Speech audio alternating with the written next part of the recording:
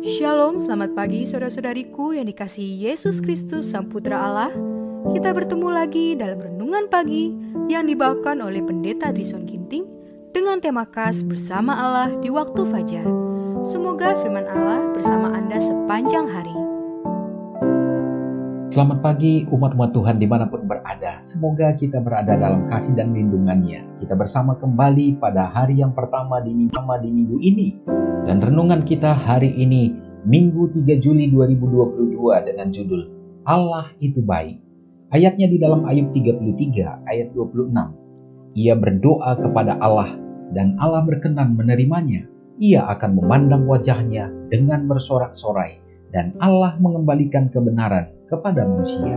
Tidak ada tangisan dari suatu jiwa di dalam kebutuhan, walaupun tidak dapat dikeluarkan di dalam perkataan yang tidak akan diperhatikan.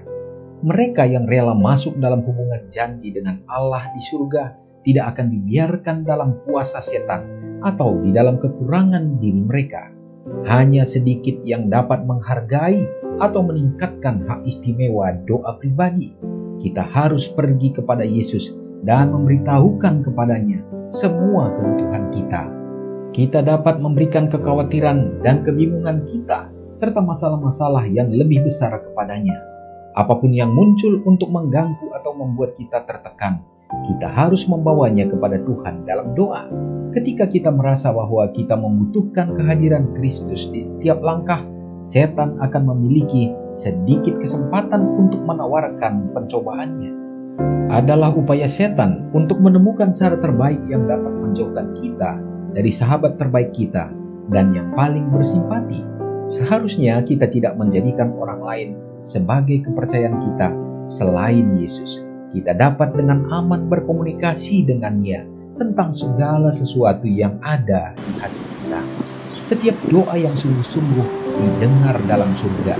Doa itu mungkin diucapkan dengan tidak lancar, tetapi jika hati ada dalamnya, doa itu akan naik ke bait suci di mana Yesus melayani. Dan ia akan menyampaikannya kepada Bapa tanpa satu perkataan yang kaku dan menganggapnya indah dan harum dengan dupa kesempurnaannya sendiri.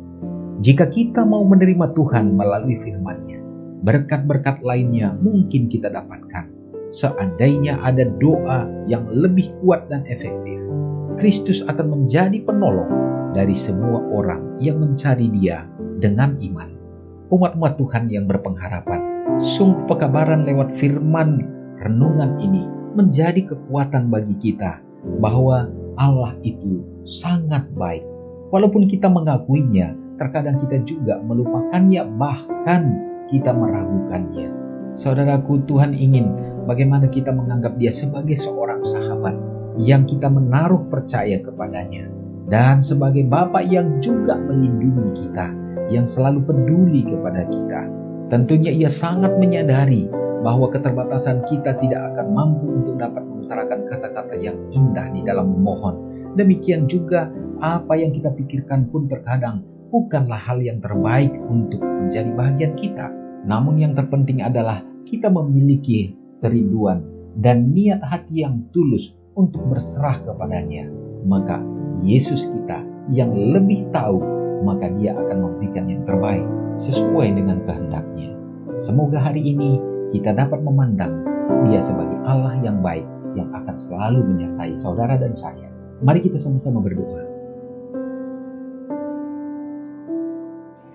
Ya Bapa Allah yang baik yang bertahta dalam kerajaan surga, sungguh kami tidak mampu untuk menyelami tadi ya Bapa, tetapi kami diingatkan kembali untuk dapat melihat dan memandang kepadamu. Terima kasih untuk pekabaran yang indah lewat perenungan pada saat ini, mengingatkan kami bahwa Engkau ada sebagai Allah penolong dan yang selalu peduli kepada anak-anak-Mu. Terima kasih ya Tuhan, dan biarlah itu membuat kami juga semakin berserah diri kepadamu saja. Hari ini juga ya Bapa, kami rindu untuk dapat berjalan bersama dengan Tuhan, dan biarlah kami jauhkan daripada kekhawatiran yang ada di dalam dunia ini, tapi iman kami semakin disempurnakan di dalam Tuhan. Hamba-Mu berdoa bagi segenap umat-umat Tuhan dimanapun berada, biarlah pada saat kami mendengarkan pekabaran ini bersama-sama, tercurahlah kiranya berkat Tuhan yang datangnya dari surga untuk membawa kecukupan dan kelimpahan dalam hidup jemaat Tuhan, dalam semua pekerjaan umat-umat-Mu, baik yang ada di perkotaan, di pedesaan, dalam semua hal yang dikerjakan, yang dilakukan tangan sesuai dengan kehendak Tuhan, hanya untuk menjadi kemuliaan bagi Tuhan saja. Juga pada kesempatan ini kami berdoa ya Tuhan, bagi umat-umat-Mu yang terkena bencana alam di berbagai tempat, oleh karena situasi dunia yang semakin tidak memungkinkan ini. Biarlah Tuhan menolong ya Tuhan, berikan keselamatan, kesehatan, dan dalam keputusasaan oleh karena faktor-faktor kehidupan, faktor ekonomi, bahkan permasalahan-permasalahan yang menghadang dan menghimpit iman mereka. Kamu berdoa biarlah kehadiran atau menjadi kekuatan bagi iman dan percaya mereka. Juga ya Bapa, begitu banyak umat-umat Tuhan yang merasa menderita oleh karena sakit penyakit yang ada di dalam tubuh, bahkan secara fisik yang semakin melemah.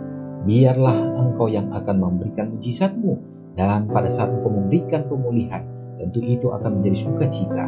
Dan bila mana Tuhan izinkan itu menjadi satu hal yang mereka terima dalam kehidupan, Engkau akan kuatkan, sehingga Bapa, perasaan untuk mereka sehat tidak menjadi penyakit dalam hidup mereka, tetapi penuh dengan penyerahan, bahwa kesehatan secara jiwa itulah yang terpenting, sehingga mereka akan tetap bersukacita untuk memuliakan Tuhan. Dan terkhusus bagi umat-umat-Mu yang bersukacita dalam merayakan hari ulang tahun pada hari ini, semoga berkat kesehatan dan panjang umur seperti firman Tuhan nyatakan, dan biarlah mereka tetap bersandar kepada Tuhan saja. Terima kasih Bapa, mengampuni dosa kami. Doa ini hamba serahkan di dalam nama Yesus yang sudah menjadi juru selamat kami. Amin. Selamat pagi dan selamat beraktivitas bagi. Ingatlah Matius 5 ayat 13-16. Biarlah kamu menjadi garam yang mengasinkan dan terang yang menyinari kehidupan orang lain. Jangan lupa subscribe, like, dan share ke seluruh dunia.